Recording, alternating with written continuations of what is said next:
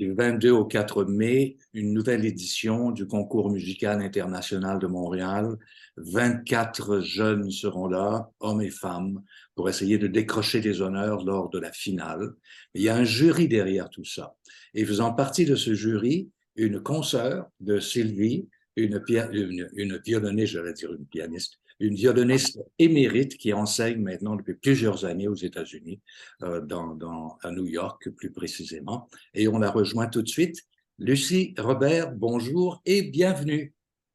Bonjour, merci beaucoup pour cette invitation. Oui, Super de vous voir. Sylvie, toi aussi, super de te voir. quel Ouais, bonheur de te ouais, revoir. ouais. Ici, donc, tu arrives très, très bientôt pour juger ces jeunes. Euh, Tu viens de Montréal.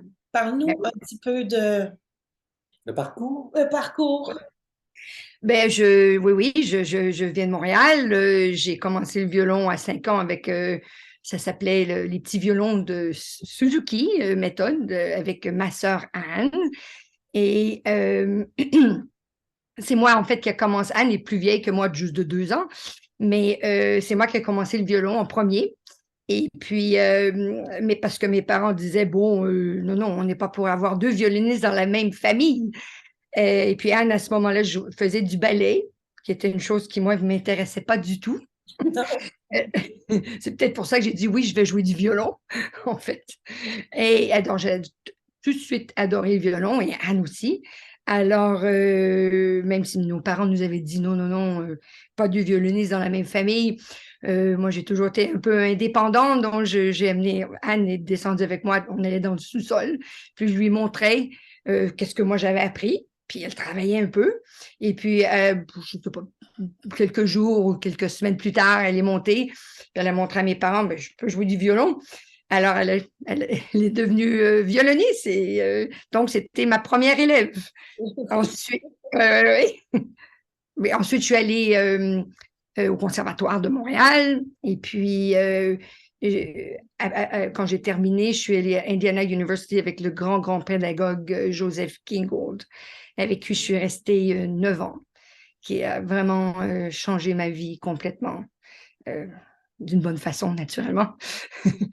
euh, oui, puis 9 ans, vivre à Bloomington, pour moi, c'était pas génial parce que je suis une personne qui aime plutôt les grandes villes et c'est un tout petit bled, mais c'était une école extraordinaire. C'est toujours une école formidable, mais bon, à ce moment-là, il y avait Gingo, il y avait les grands comme Starker, le violoncelliste fantastique. Il y avait Pressler du Beaux-Arts Trio. Il y avait Chebok. Il y avait Gouli, le violoniste formidable d'Italie. Yann Serre, un des plus grands altistes. Bon, j'en oublie. Donc, puis c'était ce qui était formidable aussi à ce moment-là, c'est qu'il y avait des masterclass, tout était ouvert, donc c'était génial. Et puis, directement de mes études, après 9 ans, donc les 3 dernières années, j'étais l'assistante de Gingold et j'enseignais beaucoup, beaucoup. C'était dans le temps de Joshua Bell, quand Joshua était tout jeune. Et puis Gingold avait une énorme, ouais, il y avait une énorme classe à ce moment-là, ouais. Et donc, presque tout le monde jouait pour moi, finalement. Et à la fin, la dernière année, j'avais 12 élèves qui étaient mes élèves et j'enseignais encore les élèves de M. Gingold. Et à ce moment-là, je donnais des concerts. Mon mari, Jeffrey Cohen, le pianiste, qui est aussi professeur ici à Manhattan School. Donc, on jouait pour les jeunesses musicales, on donnait beaucoup de concerts. Donc, ma vie était vraiment occupée. Donc, directement de Indiana, je suis certaine que M. Gingold m'a beaucoup aidé, mais j'ai eu mon emploiement ici à Manhattan School. Donc, ça fait déjà au-dessus de 34 ans, je dirais, que j'enseigne à Manhattan School. J'enseigne aussi à Mannes College, qui est maintenant avec The New School. Ouais. Et puis là, tu t'en viens au Québec. Tu te reviens dans ton pays d'origine, ta ville d'origine. Tu t'en viens à Montréal, juger pendant ce concours international, qui est un concours quand même très prestigieux. C'est pas la première fois que tu viens, c'est la troisième fois que tu viens Oui, à Montréal pour ce oui, concours. oui, la première fois, c'était en 2006. C'était un petit peu différent. À ce moment-là, il y avait Donc, je pense que ça fait quand même assez longtemps. Puis, je suis venue aussi l'année que Ayana Tsuji avait gagné violoniste formidable japonaise pour la finale. J'étais venue avec d'autres profs. Et donc, j'ai très hâte de venir entendre. Évidemment, tandis que j'ai quand même, dans la dernière année, j'ai jugé Isanyun International en Corée. J'ai jugé Sibelius International en Finlande. Et j'ai jugé, je reviens de Weimar pour le Spohr International, qui est une compétition pour les très jeunes. C'était formidable. C'est la première fois que je jugeais un concours pour les jeunes 10 ans, 11 ans. C'était génial. Et, donc, puis là, j'ai Montréal. Donc, je reconnais beaucoup de noms des participants, naturellement, de cette dernière année, mais aussi avant. Ouais. Et Je puis, pense que ça va être très, très haut niveau, je qu'est-ce dirais. que tu attends de ces candidats? Qu'est-ce qui va faire que la différence entre ceux qui vont se rendre en demi-finale, en finale, les gagnants et tout? Un artiste, un ou une artiste, quelqu'un qui a tellement une force de qu'est-ce qu'il veut dire d'interprétation. Naturellement, quand on parle de technique et tout, il n'y a aucun problème. La technique, c'est pour juste pour les aider à dire qu'est-ce qu'ils veulent dire avec leur musique. Moi, c'est toujours ce que j'espère. Je me dis toujours, j'ai souvent écrit ça aussi dans d'autres interviews, que mon rêve, c'est toujours je me dis, je veux, c'est une personne que je voudrais payer de l'argent pour aller écouter. Sinon, Mais comment ça fonctionne justement au sein des juges, là? Est-ce que vous êtes chacun dans votre coin à prendre des notes, à mettre des notes, ou à vous consulter? Comment ça fonctionne? ah non, il ne devrait pas avoir de consultation. Moi, ça, je préfère. Parce que sinon, c'est sûr, on s'influence. Mais non, en général, tout le monde est assis. Ça dépend des concours, hein, mais on est généralement pas un à côté, malgré qu'il y en avait qui étaient un à côté de l'autre. Mais oui, puis il faut prendre des notes. Montréal est un peu différent parce que déjà, on commence avec 24. Souvent, les concours internationaux, on commence, c'est sûr, il y a beaucoup de jeunes qui font les applications. Bon, mettons, il y en a 70 qui sont retenus, 80, 60. Puis là, il faut amener à peut-être 12 ou 16. Donc, c'est certain qu'il faut vraiment écrire, il faut se souvenir qui on aime. En général, c'est toujours facile de voir qui on aime beaucoup, puis qui on aime beaucoup moins. C'est le milieu qui est toujours plus difficile quand il faut aller piger. Donc, il faut vraiment écrire des notes. En tout cas, moi, j'écris. Puis, en général, les concours sont un peu différents. Comment ils disent, il y en a qui disent, bon, il faut les numéros, c'est de 1 à 10. Il y en a, c'est de 1 à 100. Où ils te disent, si vous mettez en dessous d'un certain numéro, c'est pas acceptable. Donc, il faut écouter qu'est-ce qu'on on se fait dire au début de la compétition. Et puis là, ces jeunes ont des programmes imposés, ils ont des pièces imposées, ils ont des pièces de leur choix. De quelle façon ça fonctionne à Montréal?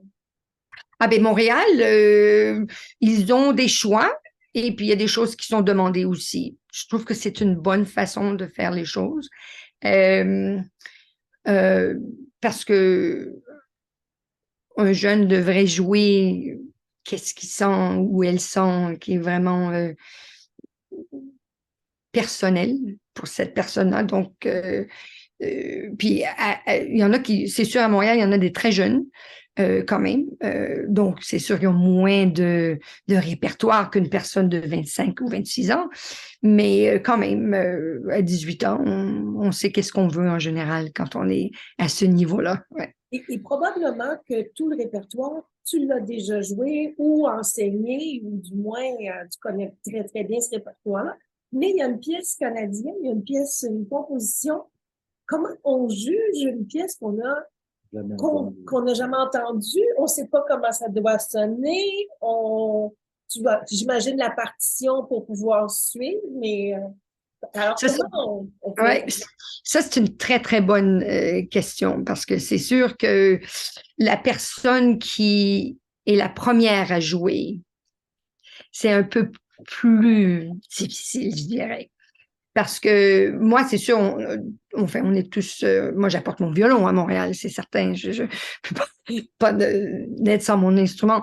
Mais donc, je vais avoir la partition, je vais la regarder avant hein, pour me donner une idée de qu'est-ce que c'est, quel est le langage, et pas juste les notes, mais les émotions derrière les notes, comment moi, je pense que je interpréterai la pièce.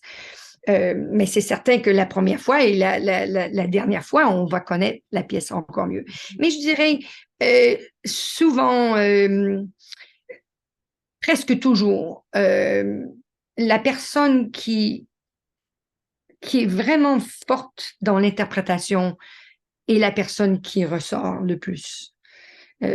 Parce que c'est très évident quand quelqu'un apprend une pièce à la dernière minute et juste pendant une courte période et puis on les sent, bon, il faut qu'ils jouent les notes et qu'ils font toutes bien les choses correctes. C'est toujours moins intéressant. Mais on va voir. Mais c'est difficile. C'est probablement la chose la plus difficile, oui. Très, très difficile. Ça doit être. Mm.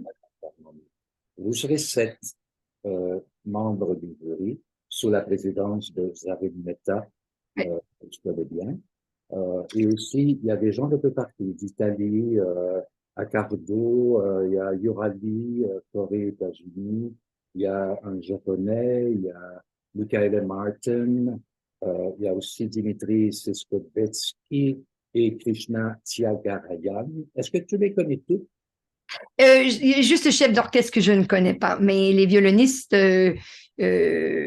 Salvatore, nous étions ensemble à Joachim International, Koichiro Arada, je connais très très bien.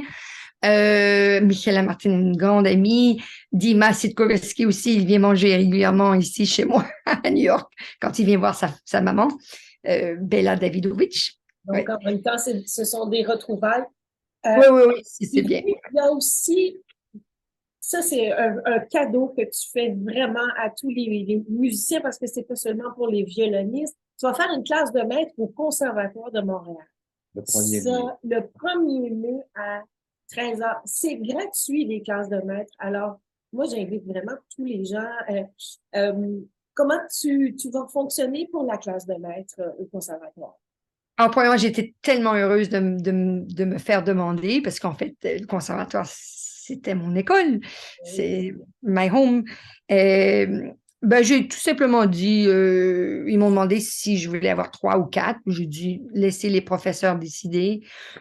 Puis pour le répertoire, j'ai le standard parce que, bon, comme tu as déjà dit, au nombre d'élèves que j'ai et tous les concours que j'ai faits, je connais presque tout le répertoire, mais évidemment, il m'amène une pièce que j'ai jamais entendue qui a été écrite l'année dernière, c'est peut-être pas la meilleure chose à me jouer.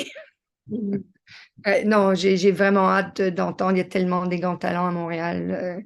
Les talents sont partout, hein.